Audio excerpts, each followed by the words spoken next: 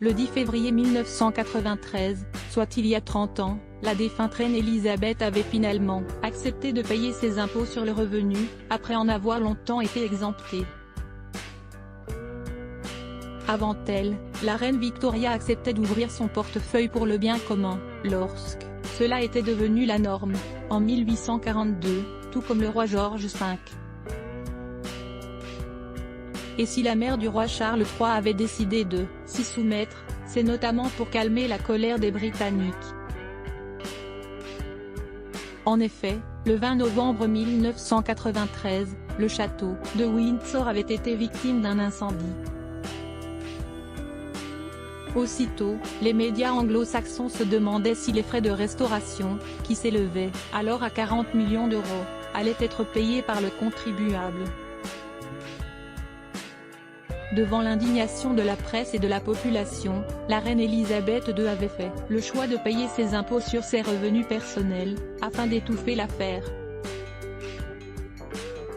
6 jours après l'incident au sein de l'une des nombreuses résidences de la famille royale anglaise, l'ancien Premier ministre de l'époque, John Major, avait annoncé la nouvelle.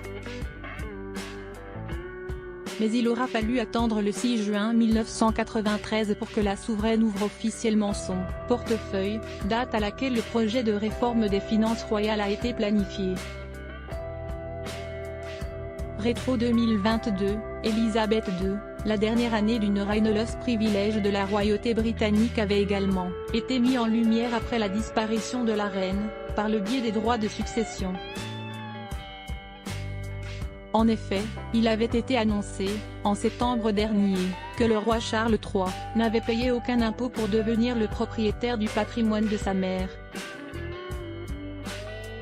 Pourtant, les Anglais sont tous soumis à des taxes de 40% pour pouvoir détenir les biens de leurs défunts proches.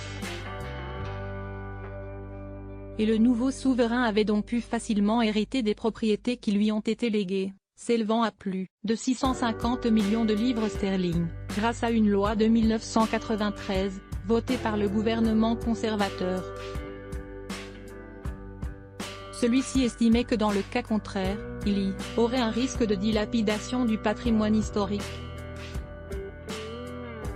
Article écrit avec la collaboration de 6 médias, Crédit Photo, Agence Best Images.